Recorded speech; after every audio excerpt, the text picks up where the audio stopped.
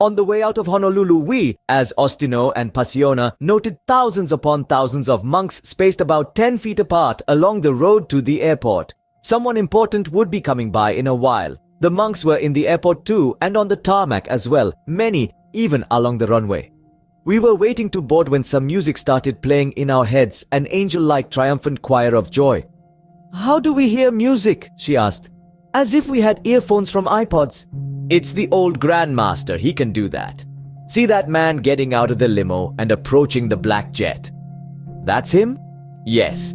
He retired at age 100 from the leadership of the Ninja Empire to do some other things within or without." "What things?" "Well, let's just say that I wouldn't want to be the head of state where that plane lands. The jet has missiles attached. It has 16 fire and forget Hellfire missiles on it, plus 3 other firing systems on it. That particular jet is called the Angel of Death. Where's he going?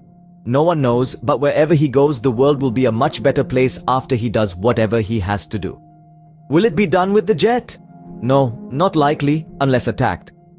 "How then will this one old guy do anything?" "He will arrive on the breeze as soft as the wind, bestow his blessing, then evaporate like the water afterwards, for the most part hopefully never seen and never known. Or he will die trying. Perhaps, but then all the other Grandmasters will try in turn.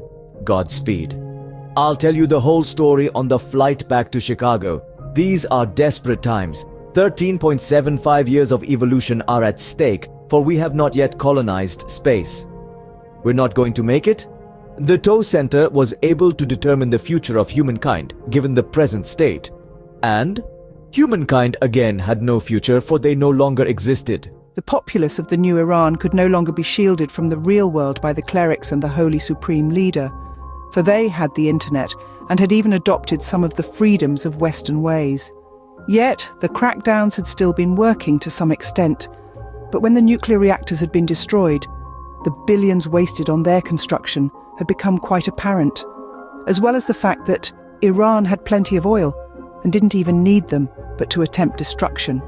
Yet to easily squash this sentiment, the clerics stirred up some of the old anti-American feelings and added to the ever-present hatred of Israel as well, since both of them had participated in the attack on the reactors. One more was secretly under construction. Furthermore, they closed the Straits of Hormuz, first by just declaring it, and more finally through a naval battle in which they, of course, lost, which blocked it.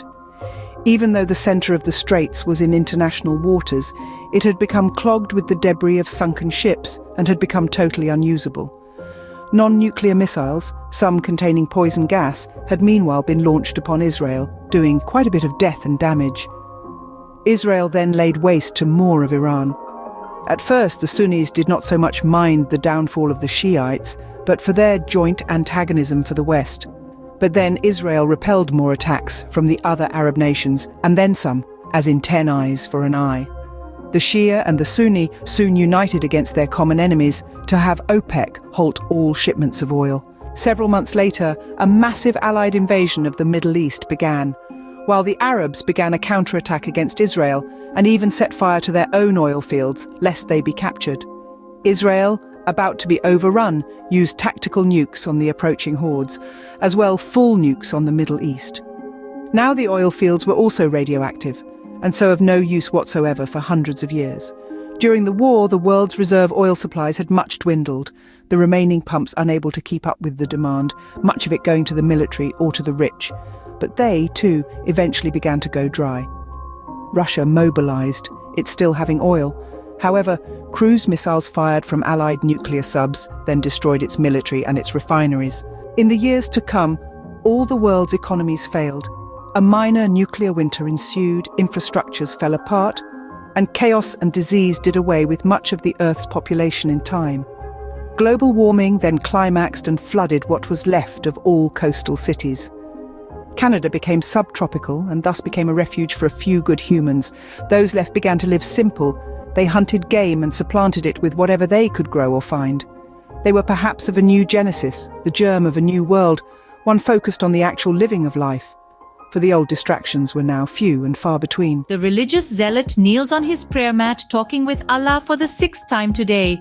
The mission is on. Many non-believers will die. The bomber purifies himself, ready to enter paradise, sure of a higher place near the great Allah. The zealot stands up. Takpara shoots him dead. Tajpara easily entered one of the new and nearly complete Iranian nuclear facilities as its new janitor, having replaced the former one exactly by using the improved Botox. He began replacing the innards of the battery-operated floodlights that were for power outages.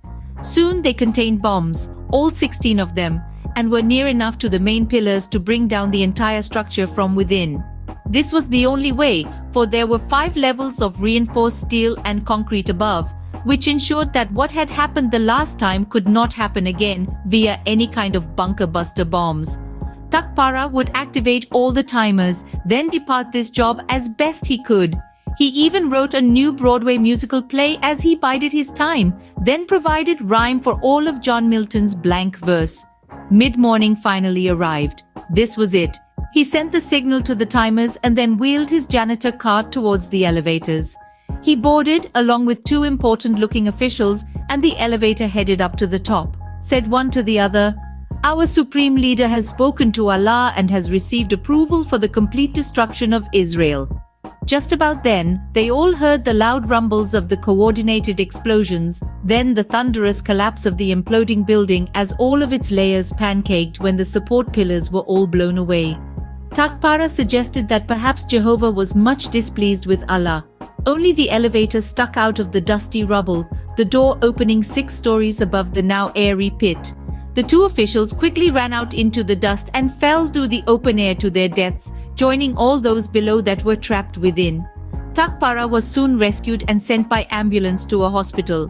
He decided to go to an airport instead, writing a brand new opera along the way. Then he went about solving the financial crisis, for he had a few hours to spare.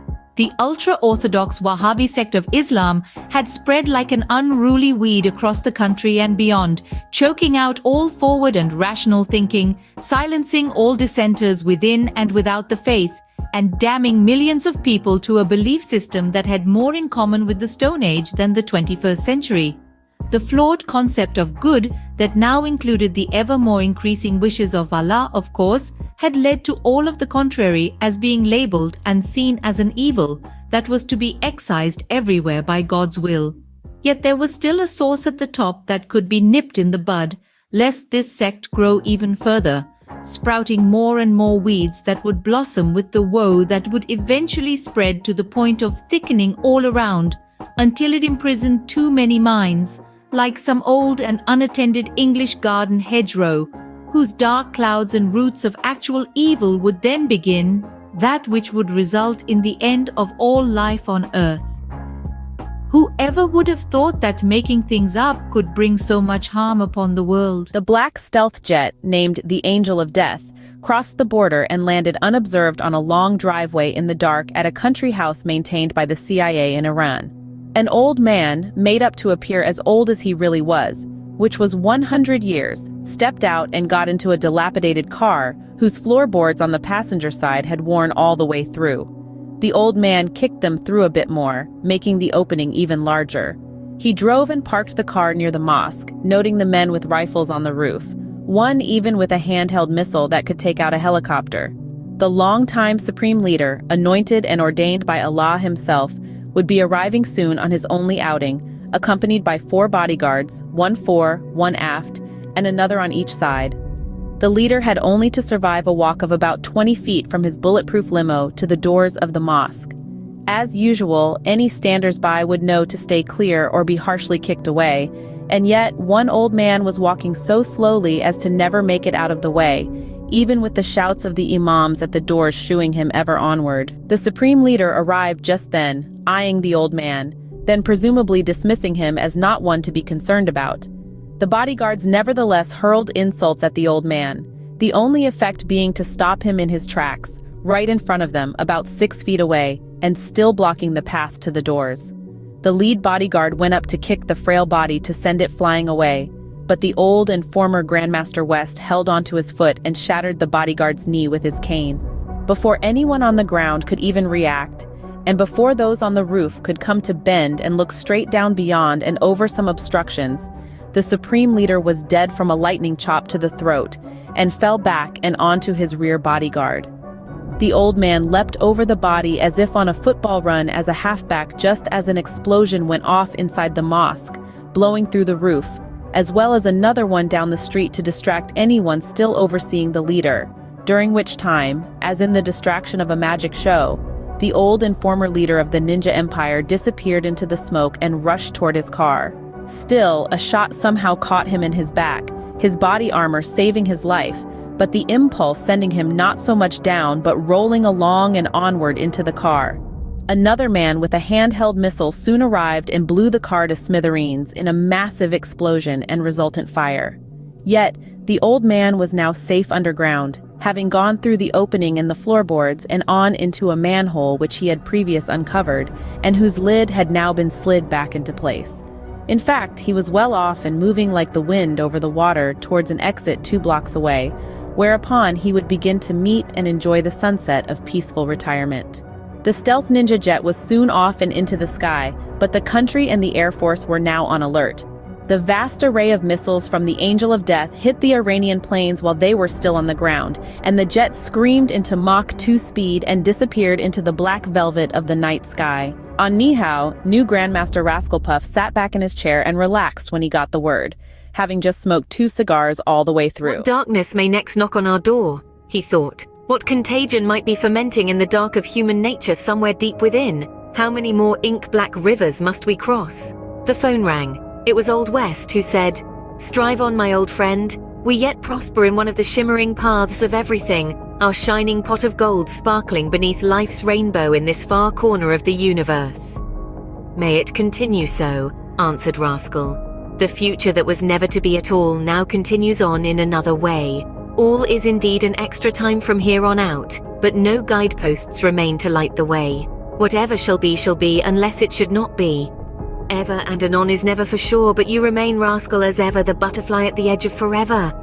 Does forever ever end, dying out? Do unbreakable basics ever wear out? Well, once every 1,000 years, the bird of time flies over Mount Everest, and on some of those occasions, a part of a feather falls down upon the mountain. When the mountain has worn itself away, the end of forever has then arrived that day. All was now back to normal, but for the exponential global warming threat, some time had been bought,